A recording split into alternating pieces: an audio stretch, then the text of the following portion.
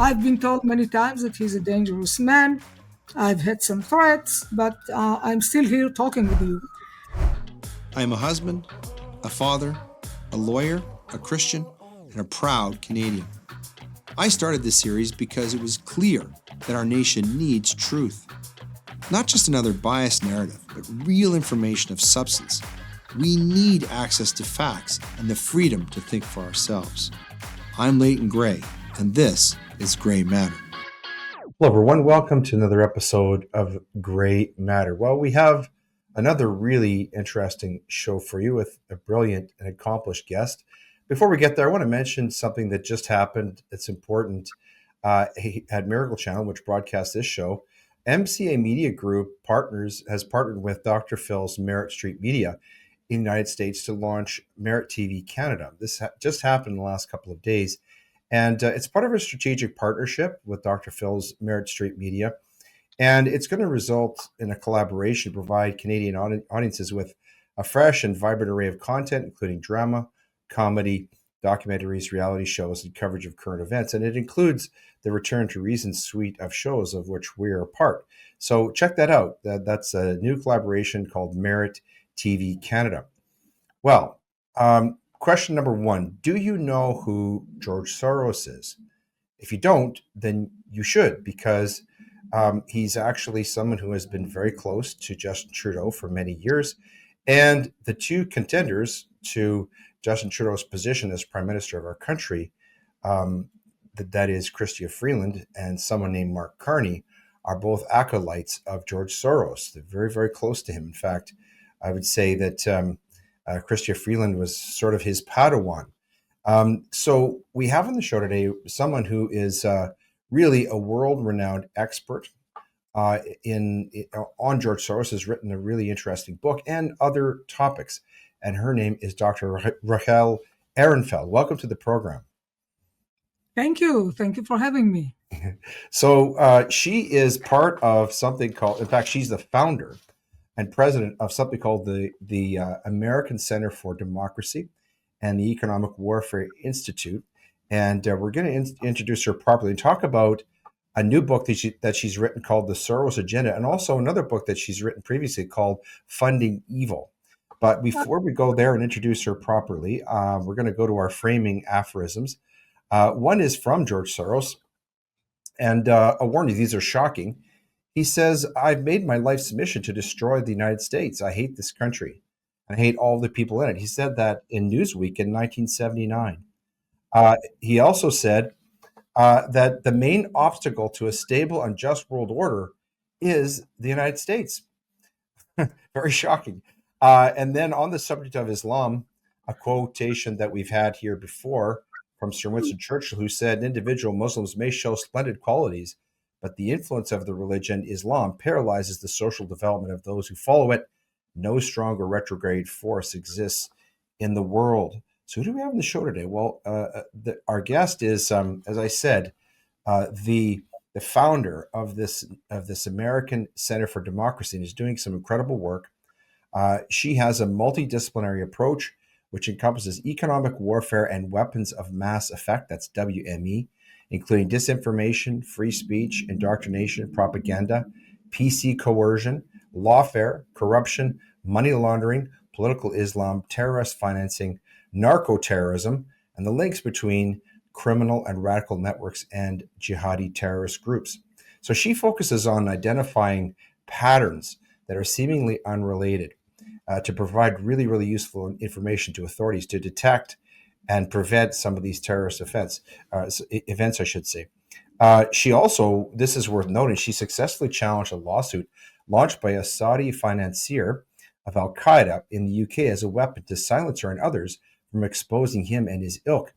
And her initiative and efforts led to the passage of New York State's Anti-Libel Tourism, aka Rachel's Law, and the Speech Act, which was signed into law by President Obama in August 2010. She has published more than 1,500 publications, 5 books, and many academic and policy papers in publications like the Wall Street Journal, the New York Times, Forbes, Newsweek, Fox News, CNN, Los Angeles Times, The Guardian, Herald Tribune, and others. So welcome to the program, Dr. Ehrenfeld. It's really a privilege to have you on here.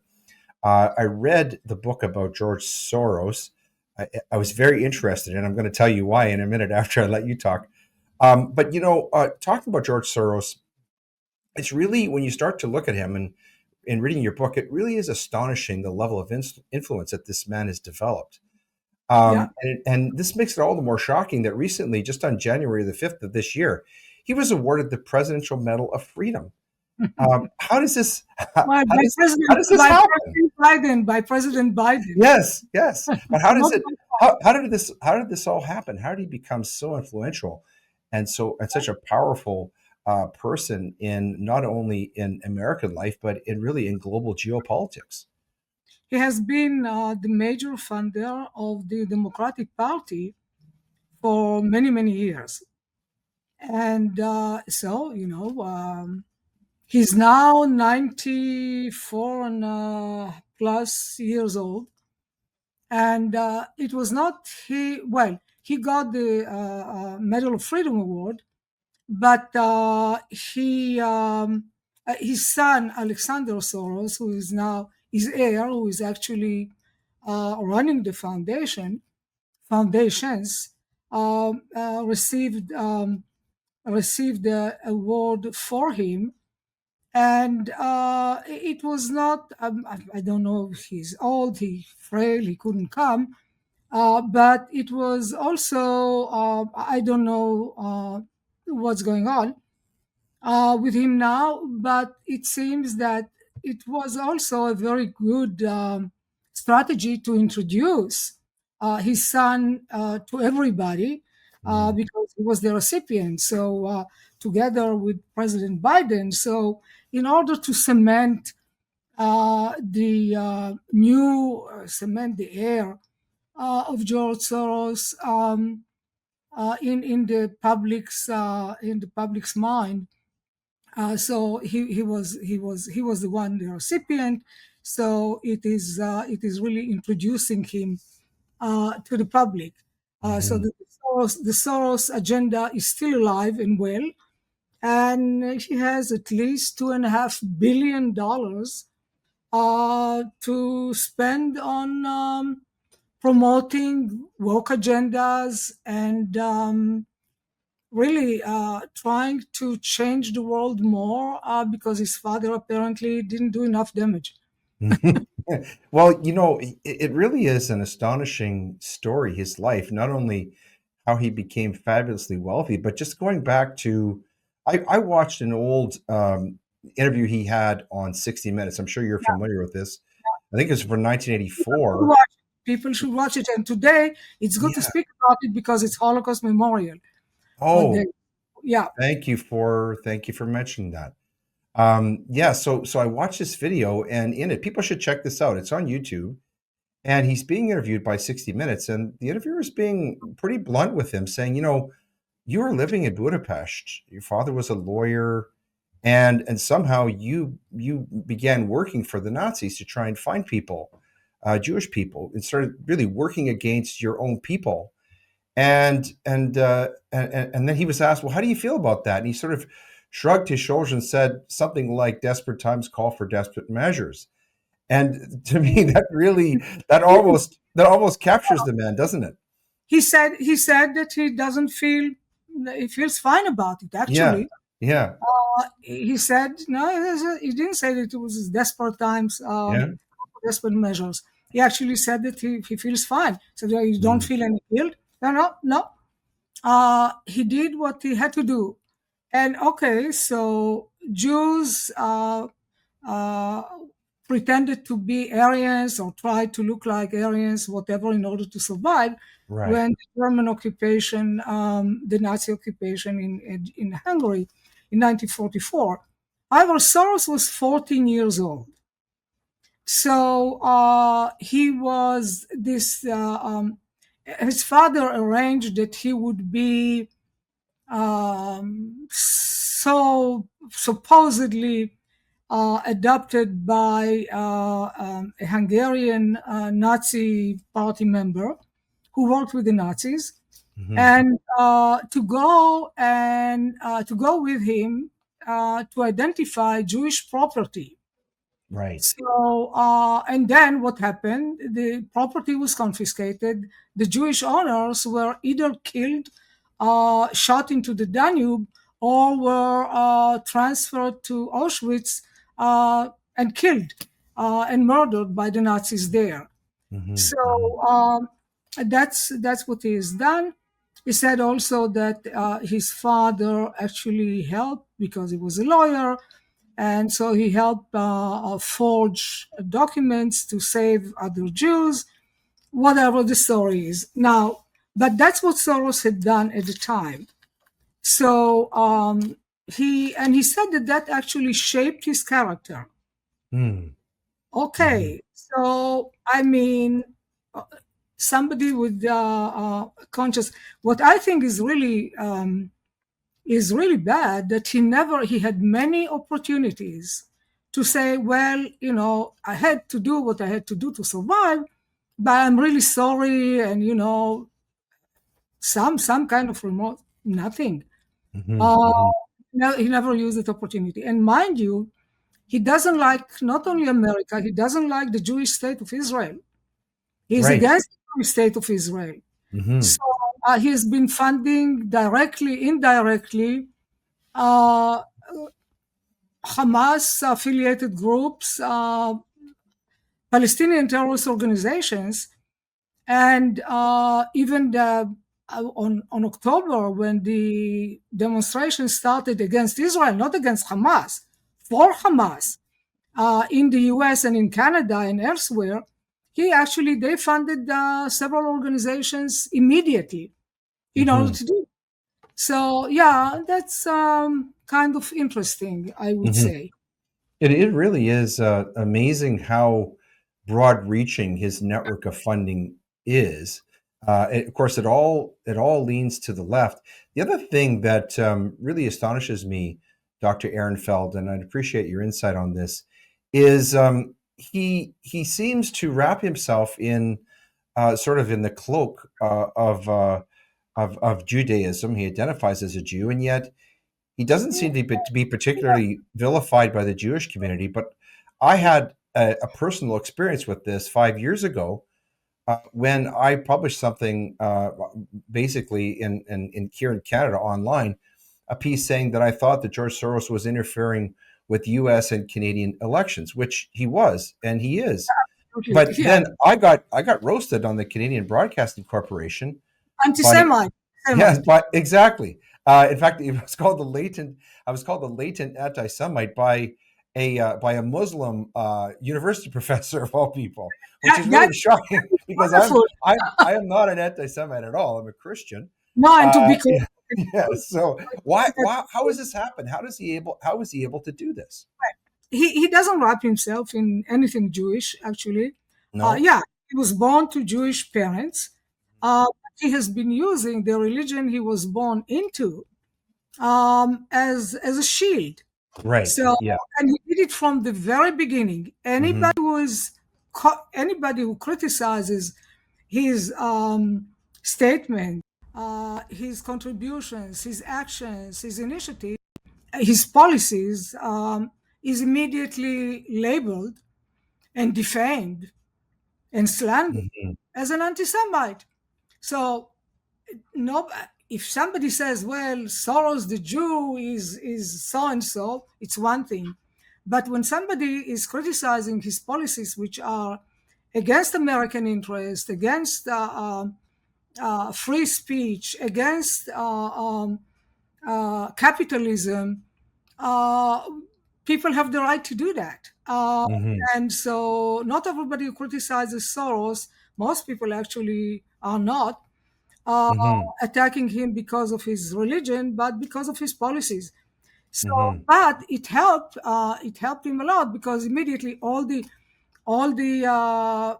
most media, major legacy media, and other outlets have immediately called. Even he didn't have even to encourage them to do that.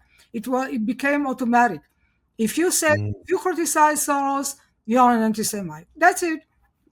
So it is truly interesting that the Muslim called you out Hmm. because, well, I don't know. I didn't see anything about funding pro-Hamas organizations in Canada, but I wouldn't be surprised. Yeah, I think that is happening here. Certainly, we know about Black Lives Matter and other and Antifa. He Yeah, certainly funded those yes, organizations here. yes. We had a lot of pro-Palestinian activism in Canada I over the know. summer. Yeah, so you probably saw that, much like in the United States. But it's a very effective strategy, isn't it? What he's doing to deflect criticism Yes, in this way. And this is part of the Soros Agenda, the name of your book. So let's talk about your book a little bit. Some really, really incredible reviews. One of them is from Michael Mukasey, who's U.S. Attorney General, former U.S. Attorney General, who says uh, Rahel Ehrenfeld brings skill and passion to presenting a damning indictment of a dangerous man. So maybe just give us a thumbnail sketch, if you could, Professor Ehrenfeld. What is the Soros Agenda? well, Soros, the book is really not about, it's not a biography of Soros. Uh, Right. I had no intention of doing that. I Yeah. mentioned some really some details, but where he was born and stuff like that. Hmm. Hmm. But I really didn't deal with that because I have no intention of doing that, and it's very difficult actually to get any more personal information. What we know about Soros personally is what Soros has been telling us. There is nothing really independent. Nobody has done anything independent. And Hmm. it's very difficult. There are many countries, even that have probably some complaints about Soros, if you want. Hmm. But nobody, if you try to find out if they have some any kind of information, if you do research, everybody's mum. Hmm. Nobody says it. Hmm. So he is, yeah. I've been told many times that he's a dangerous man. I've had some threats, but I'm still here talking with you. Thank goodness. But he's known as the man who broke the Bank of England. Yes. Well, And yeah, so what is that all about? he that's how he became a billionaire. Mhm. He was a currency speculator. He worked on Wall Street. He had his own hedge fund. And actually, the new Secretary of Treasury in the United States, that was confirmed yesterday, was working at the fund, and he was one of the people who actually figured out how to uh, how to actually the best what is the best way to devaluate Mm. the British currency. But it is Hmm. such a complicated story. And while this new Treasury Secretary was dealing with the funds, with the money and technical stuff, Soros was actually doing things politically. And I don't think Hmm. that they would have succeeded unless they had help. And he had political help, not only with that, but also with other bets that he did on the market. So there were other interested elements, or people who wanted to promote apparently him and his agenda. Hmm. So that's how he made his money. And listen, he's not the wealthiest. He's far from being the wealthiest person in the world. Right. Very far. He has Right. only Forbes estimates or guesstimates it in something eight plus $1 billion, which is what is chopped liver today, right? it's not. Yes. It's not. Not Elon Musk money. No, and but he owned a lot of money to the IRS. So about 7 years ago, or something. Hmm. Actually, he contributed, and it used to be on the website. I didn't check it today. Uh, saying that he contributed $31 million, $30 billion to, or so, whatever, huge sums Hmm. of money to the foundation. Well, the arrangement was that it will go to the foundation, so he doesn't have to pay taxes on it. Hmm. Hmm. So, but if he really owned a lot of money, he would have had to pay huge fines. So that was the arrangement. Hmm. Listen, it's nice to be a foundation on the receiving side, but he gave it to his own foundations to promote his own political agenda. Hmm. When when he became a billionaire, so the reports on how much money he made by in 1992 by devaluating the British pound are usually the stories that he made something like $1 billion overnight. But Hmm. I have spoken with people who were part of the arrangements, if you want, for this devaluation, and they told me that it was more like between 10 and $20 billion. I, Wow. I guess people who are dealing with these kind of things don't differentiate between 10 and 20, or it's kind of how can you say that something is worth between 10 and, you can say 10 and 11, you can say 19 or 20, but what do we know? Yeah, And exactly. so at any event it was much more than 1 billion. Hmm. And then he decided to open shortly afterwards he decided to open his offices here in New York, which is actually not far from where I am at the moment. And he started, and he said that he wants to change the United States of America. Hmm. Hmm. He set out to do it very successfully. Hmm. What? But he seems to be at the bottom of everything that's green or lawless or racist or woke, Yeah. trying to turn the American dream into a nightmare. Well, he And succeeded to yeah, yeah. some So extent. how there's two questions, Dr. Ehrenfeld. Maybe you could answer about this. First of all, why is he doing it? And secondly, how is he doing it? Well, why is he doing it is, I didn't have I didn't have the opportunity to interview him. I didn't actually want to interview him Hmm. because I judged I judged his actions. So I didn't need really to find out more about his motives. Right. When you go to trial, you have a criminal that murdered somebody. Are you really interested in his motives? You can indict him and convict him, Right. without just judging his actions, right? The results. Yeah. So, Yeah. um, Although Job chapter 20 does say that hatred is a factor in judging someone who's killed, well, and he seems to hate the United States. Do you have any idea why? I don't know. It seems that he doesn't like capitalism also, and capitalism is Right. what made him so rich, right? Yes. But he considers himself a philosopher. That's what he said, I see. I see. and but an unrecognized philosopher.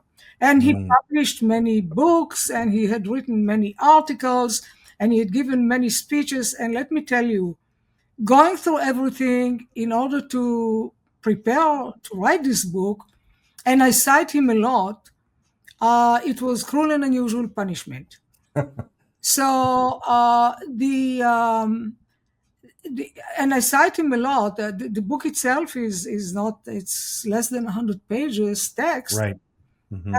but there are 100 and more than 150 pages of references. Yes. Everything is very well documented. Yes, I noticed that. Hmm. So, well, you have to document everything always, and especially when you deal with somebody who can find any error and sue you, right? Right. Exactly. Hmm. It doesn't mean that you cannot sue. You have enough money, you can sue anybody. Hmm. But It's and that's actually lawfare. But anyway, I was very careful and I cite him a lot because why should I interpret what he said if I can actually quote him, Mm-hmm. Mm-hmm. which I And did. he's yeah, yeah. He is very quotable. Many answers to your questions of why he did what he did on different items or different subjects, he actually spoke about it. Right. Mm-hmm. Now, whether he believed it or not, I don't know. Mm-hmm. However, we know that his agenda was to change the United States, unfortunately, not for the better, Mm-hmm. and also to influence other countries according to his agenda. And Mm-hmm. he operated in China, he operated in the former Soviet Union, and later, afterwards, also in Russia until Putin threw him out. Now, not Mm-hmm. to say that Putin is well is a big liberal or anything or capitalist, uh, Mm-hmm. but he just interfered too much in Russian affairs, domestic affairs, Mm-hmm. and Yeah. he said himself, and I quote him that he said, well, some people would say that he's really meddling in domestic affairs. Yeah, Mm-hmm. he has been meddling all the time. Right. So that's what he's been doing, and he's been supporting not only the Democrat Party here in America, Democrat candidates. He tried to get Hillary elected, he failed. He tried to get John Kerry before that elected, he failed. But with Biden, apparently succeeded, unfortunately. But we are done with that. Mm-hmm. He fought Trump vehemently. He Mm-hmm. called him names. He said that he's a crook. He said that he's a criminal.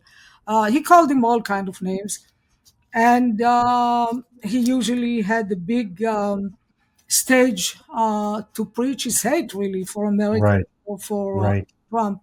So Yeah. that now his son took over in June of 20. God, time flies. I Uh, think it was last year, wasn't it? Was it no, 2023? no, it was June 23. Uh, 23. Mm-hmm. and he said that his son Alex said that he actually is more political than his father. So he Yes, I remember that. will be Mm-hmm. more involved in the domestic affairs.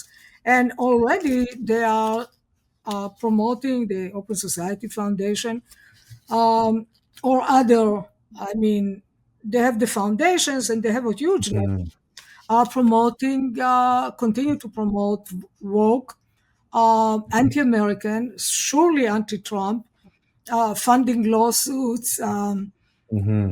encouraging all kind of publications that are questioning this superpower now that America has with Trump.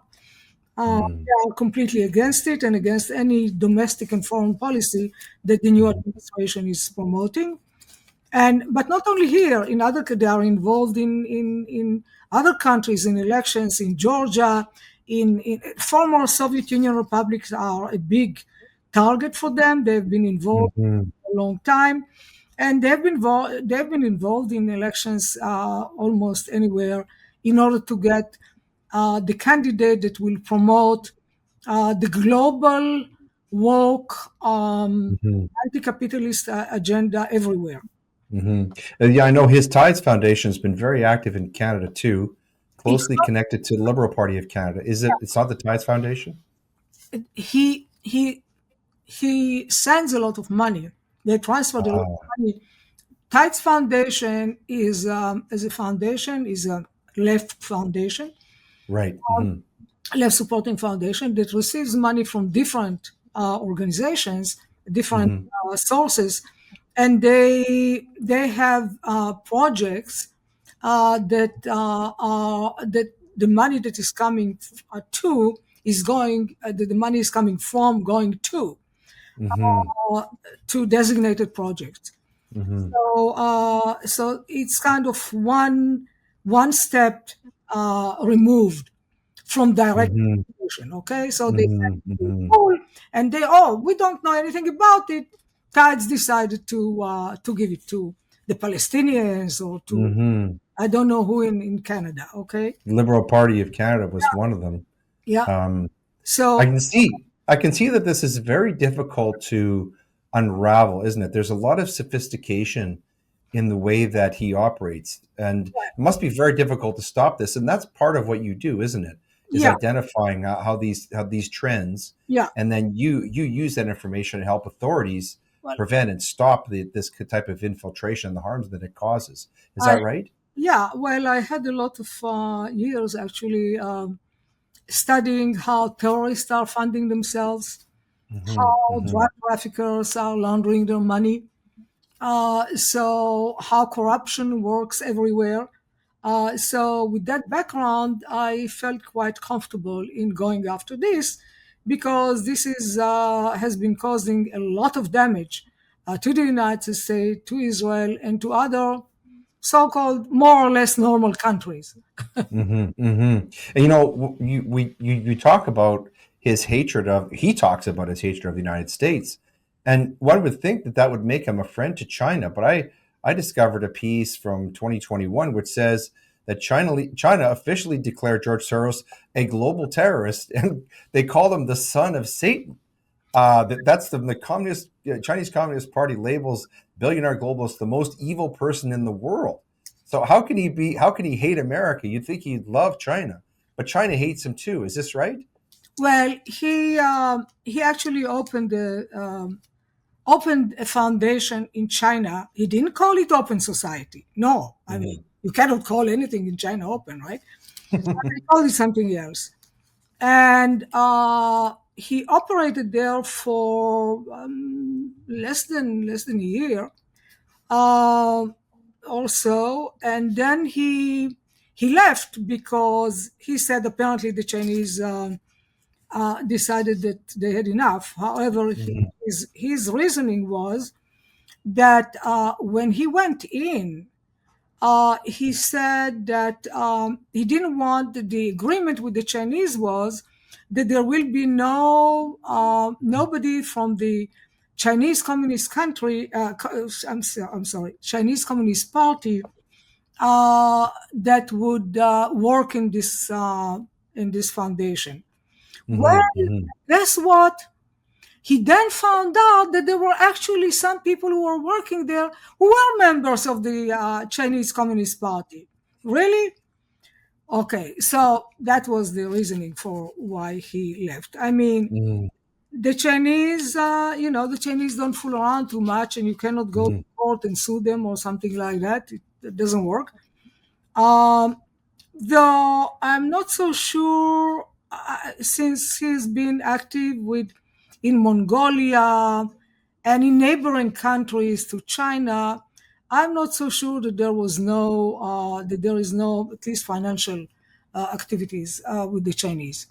Hmm. Hmm. Yeah, There, he was very active, or has been very active, as you mentioned, in U.S. elections. I saw one report that a group who sued to keep Donald Trump off the ballot in Colorado received $1.35 million from George Soros organizations, and they shared employees with Media Matters. Now, of course, that was defeated and Trump won. But I noticed in a recent post by Elon Musk on his X yeah, platform, he mentioned that George Soros recently bought over 200 radio stations in yeah. 40 markets with 165 million listeners, and that Joe Biden's FCC fast tracked that deal before the November election. Yeah. So he's not going away, is he? And he and his Well, son, they've no, got no, an no. agenda. Well, he may be going away. I don't know. I wish him a long and healthy life. But Hmm. his son is now running the foundation, and as I mentioned, he has more than $2.5 billion. So they are spending money, and they will continue to spend money because more money is coming in. Uh, Hmm. but he attacked Elon Musk because Elon Musk is not on his side. Yeah. Moreover, many on the left attack Elon Musk. The Biden administration started suing him too, and the Labour government in the UK Why? Because how dare Elon Musk leave the Democrats? He's a traitor. Mhm. He actually likes law and order and free speech, while they are promoting censorship, right? And hate, and actually they promote hate speech, and they use an Orwellian language all the time. And Mhm. everything that they say, even the name Open Society is counter, or it is to deceive people that this is really an organization that works for free speech and Right. opening Mhm. up. Everything is actually masked. Everything is veiled, Right. and it's the complete opposite of what they are claiming that they are doing. Mhm. So this is you have to read. When you read something that has been published by them, or statements by Soros or Alex even, you have to remember to read it, to read the opposite. Mhm. Remember to translate it to the opposite of what it is said. Mhm. Mhm. You know, folks, we've been talking here with Rachel Ehrenfeld, who is the author of several books. The most recent one we've been talking about is called The Soros Agenda. It was published in 2023. It's a brilliant book. I've read it. And part of her thesis is that she says, unchallenged, Soros would change the political landscape of the US. I want to shift gears a little bit here because before you started writing about George Soros, you're obviously a world-renowned authority on terrorism, and you'd written an earlier book. One of your earlier books is called "Funding Evil." This is written about 20 years ago, and here you talk about how the tentacles of terrorism had reached into America. And you recently had commented on what's happening with Israel and Hamas, where they've reached a deal on Gaza ceasefire and hostage release. Be very interested to get your take on this, Professor Ehrenfeld. Well, the situation in Israel is not wonderful. Mhm. They were forced to accept ceasefire, and unfortunately, the Trump administration, because Trump said he wants a ceasefire before he gets into office. So the Biden plan was a plan that was actually accepted by the Biden administration, and was really the work of Qatar, which is a major funder of radical Islamic organizations like Hamas, Mhm. and they have been really. It's ridiculous because being major funders of terrorism um, still didn't prevent them for being presented as moderators, as the go. Mhm. They were the ones also that, and they do. They were the ones that only they were the who acknowledged or recognized the Taliban. And Mhm. they have been also a part of the negotiation with the Taliban. So Mhm. that's which is the most oppressive Islamic regime anywhere. Uh, Mhm. they are behaving like more or less like ISIS. So Mhm. Mhm. the ceasefire is a very bad deal because Hamas has to be eliminated completely and destroyed. And actually, they should remove. Trump had a good idea and said removing all the Palestinians from. They are not actually. It's not Palestinians. All the Arabs from Gaza. There is no country by the name of Palestine. Therefore, Mhm. uh, Mhm. the the Trump said that it would be good to remove them from there because since they have been there, there was only war and attacks on Israel and terrorism. Mhm. and he's right, and it would be excellent to send them somewhere else far away. Uh, Fact is that no Arab country wants to accept any of the Arabs in Gaza. They don't Hmm. want them, and they Yeah. know why, because they are affiliated. And Hamas is a branch of the Muslim Brotherhood, uh, Hmm. the global Muslim Brotherhood, radical Islam uh, promoting organization all over the world. Hmm. And they are also, if that was not enough, because Muslim Brotherhood is Sunni, they have been funded, trained, um, uh, gotten weapons from and money from Iran, which is a Shiite, who also wants to destroy Israel and America. For them, Israel is the small Satan. It will come first. They will try to destroy it first, kill all the Jews there, and then they will come to the United States and America. And they are doing, actually, they are working, they do very good propaganda in Canada too. Yes, I've noticed this. This ceasefire it sounds sort of benign and everything on the surface, but actually, it's a very dangerous situation for Israel, isn't it? Because Israel cannot, they're handcuffed. They cannot defend themselves. They're attacked on October the 7th in this heinous act of terrorism. It's an act of war.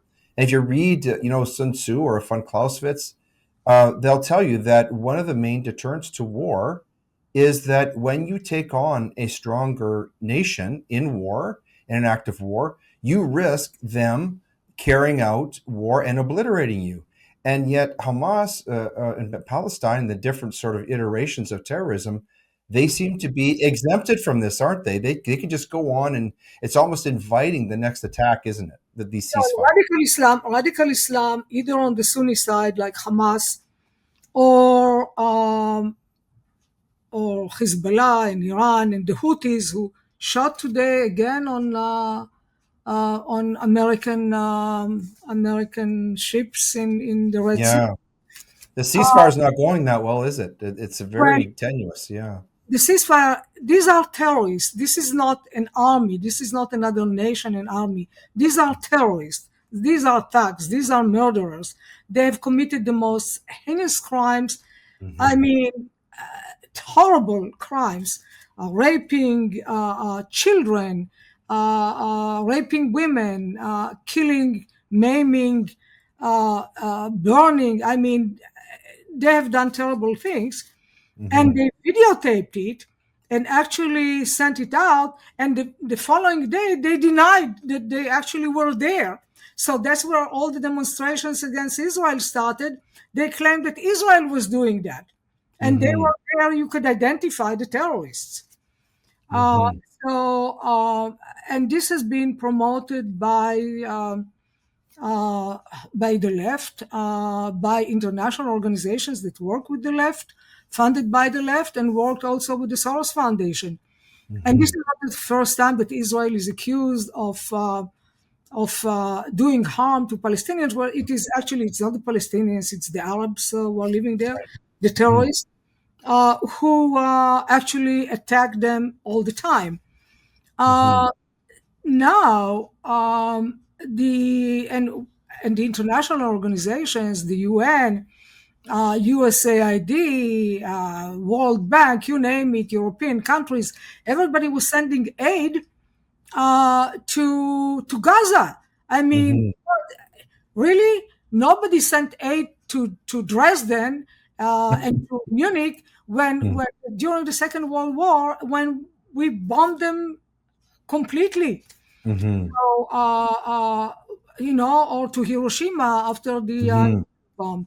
Yeah. The Americans won the war. The Americans and with other um, countries won the war, and the Germans had to actually surrender. Hmm. Japanese Hmm. surrender. Hmm. If you have a war, you must win the war against such brutal aggression. such fascism, Nazism, and these people are Nazis. They are even worse than the Nazis. The problem is that their ideology is that they will they will lie, they will agree sometimes to hudna, they call it hudna, a ceasefire, and this is following what Muhammad, the stories about Muhammad, how Muhammad, when he was fighting, was in a disadvantage with some enemies, and he said, okay, so let's have a hudna, let's have a ceasefire for 10 years. And they agreed with the others that they will not fight for 10 years. Guess what? 3 years later, they felt that they are strong enough, and they renewed the fighting again. So Right. this is, you say what you need. They are very pragmatic. You say what you need. And by the way, lying is recommended. Lying to the infidel, uh, lying to your enemy. That's actually allowed, um, and by the Sharia, the Islamic law, and it's recommended in order to defeat the infidel. So this is what they are doing, and their major enemy is everybody who is not like them, who doesn't adhere to radical Islam like they do. And the same goes for the Shiites, although their beliefs are somewhat different. But it's all in order to conquer the world and have Islam rule the world. Uh, so they have been lied. The Hamas have been lying. They should have actually released all the hostages. They should not have gotten any aid. They should have really been disseminated completely. But because the Biden administration prevented it, they didn't ship weapons to Israel. Israel needed. They opposed Israel's action. They slowed down the war, which caused many more Israeli soldiers to die, as well as Palestinian, as Arabs, civilians there. Although in Gaza, the people in Gaza voted for Hamas, huge majority voted for Hamas Right.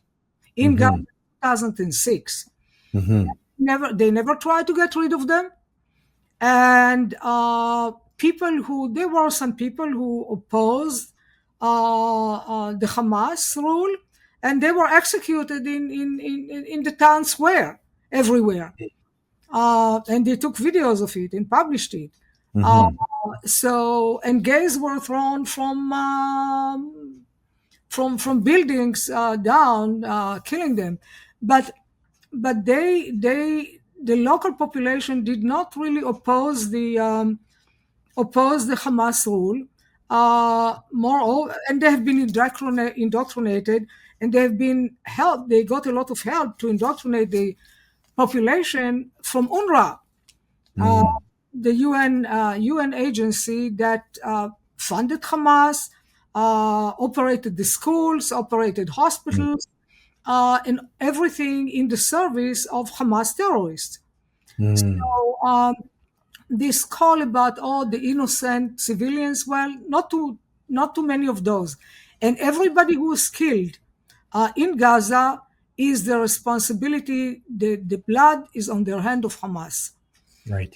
and other international organizations and countries that prevented Israel from finishing with Hamas quickly.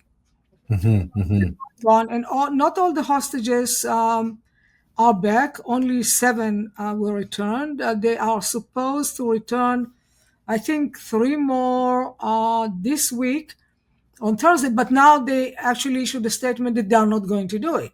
So, and Qatar is the mediator. This is a very bad situation, and there is pressure on Israel to cave in because I don't know why, because these people, or the savages actually, will, if they, God forbid, succeed in what they are doing, they are coming here. And they are Mm, already here, actually. Many, we don't know how many, came through the southern border, uh, hmm. or through Canada. I have no idea. They're definitely in Canada. In fact, this is something I wanted to ask you about, Dr. Ehrenfeld, is in the aftermath of the October 7th terrorist attack on Israel, we saw really incredible growth of anti-Semitism in the West, in Yeah. places like Great Britain and Canada and the United States. I And really see it.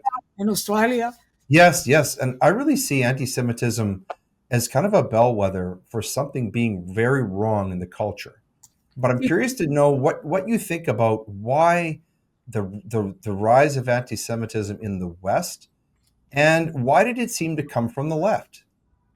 Well, it's a combination of the left, and the left that actually has been working with Islam, with the Muslim Brotherhood. We're okay. And don't forget the huge number of Muslim migrants who crossed illegally, came as refugees to the West, supposedly Hmm. were refugees. There are many. The Muslim population everywhere is growing. In Europe, it's, I mean, several countries are, forget about it. Yeah. They are even teaching. They are teaching the Quran in many schools in England, Yes. and many schools in Germany, and this is crazy. Hmm. Um, and they are allowing, and they are caving into Islamic religion dictates, instead of promoting their own Western civilization Right. values. No, they give them up for radical Islam. I mean, this is a radical Islam that adheres to values or customs of the 7th century. Yes. So this is not good. This is really should be a fight between Western civilization and radical Islam. Hmm. Uh, so this is why you ask why we see more anti-Semitism. You have more Muslims who are preaching to kill the Jews. Mm. Uh, Yes. that is, and the left is supporting them, and it's, you have organizations like LGBTQ, whatever, transgenders, and Hmm. who are supporting Hamas and Hezbollah, radical Islamic groups that Hmm. will kill them That's if they, that's truly bizarre. That's bizarre, isn't it? That well, that they would support, because of course we know if they went to a place where an Islamic country, they would get pushed off of rooftops or yeah. worse. Uh, Mm. they they do it because, and why does the left does it? The left also sees it's similar ideology. Some parts of their ideology are similar. Well, both want to control the world, Mhm, mhm. um, and convert everybody to their ideology. But both hate individualism, free speech, and believe actually, and religious freedom. Mhm, So mhm. on the left, you are not, well. The ideology of the left is the religion, and the ideology of radical Islam is for the Muslims, the Sunnis Wow. and the Shiites. So, but the same elements are actually, uh, both of them join and are interested in promoting their agenda, which is against free speech, against individual freedom, and against freedom of religion. Mhm, mhm. Well, folks, we've been sitting down for the past hour or so with Dr. Rahel Ehrenfeld, who is one of the world's foremost authorities on terrorism, on really misinformation, disinformation, weaponization of propaganda, things of that nature. And she's written a fascinating book called The Soros Agenda. And that's one of the books that's being added to our reading list. And it's a book about this man with billions at his disposal and one of the most powerful networks in the world, whose motto is, if I spend enough, I can make it right. But what is right according to Soros? Well, it's the destruction of the United States and really of Western culture and civilization. And then the other book that we've been talking about is called Funding Evil: How Terrorism is Financed and How to Stop It. Would you mind talking a little bit about this book, Professor Ehrenfeld? That's an interesting book. I mean, the book was written several years ago, and some organizations, there are many new organizations, and some of the tactics have changed because technology has advanced a lot, but the principles are the same. Mm-hmm. And fund terrorism. I wrote the book so that I can name people and organizations that Mm-hmm. fund terrorism against the West. Mm-hmm. Uh, so uh, either radical Islamic or crazy left organizations, terrorist organizations. Uh, Mm-hmm. so I name. I know many people have written about terrorism, etc. But I decided no. You read about it again and again. It doesn't mean anything unless you name and identify the people who do that. Right. That takes courage, though. Yeah. So here is the evidence. Now countries, governments, whatever, go out and do something. Mm-hmm. Also, they have, because many countries, because of commercial interests with some Muslim countries, don't want to do anything. They prefer to turn a blind eye unless, I mean, they have to. They kind of don't think that they have to, and they let the funding of terrorism continue. Even now, the UN is funding terrorism. Uh, Mm-hmm. you have all kind of crazy organizations that want to eliminate the use of all kind of modern technologies because it's bad for the environment. Uh, Mm-hmm. so they are all, and they actually attack people and have demonstrations, and they destroy art pieces in the museums, etc. Mm-hmm. They are vandals, and they are funded by the UN. They are funded by the Soros organization and others like them. So, but how they usually don't get the money directly, not from everybody. Uh, there is a preference for not having direct association with them. So there are many ways to. I guess Canada actually and Vancouver has a very good name of actually knowing how to launder money. Yes. You have had several actually interesting cases there. Yes. Yes. Um, The Chinese are very well ensconced in. Even before the Chinese came there. I Yeah. mean, Yeah. Canada, Wow. Canada has Incredible. been very active in the Caribbean many years ago, but they have wonderful financial organizations, and but they have been very active. So Mm, I not think, good news. Not good well, news.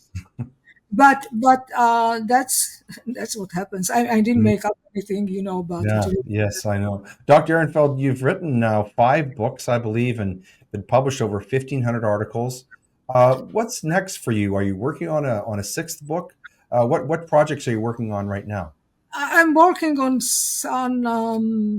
two projects at the moment.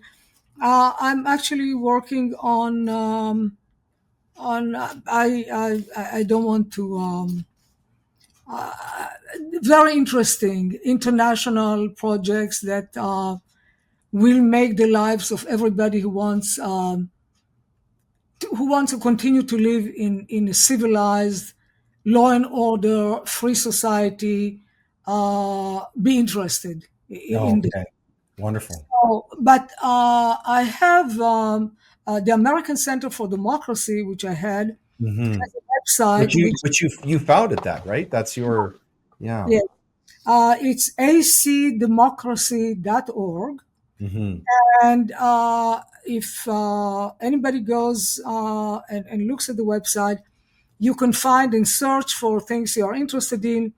There is a lot of information, also information about where to buy the Soros Agenda and Funding Evil Hmm.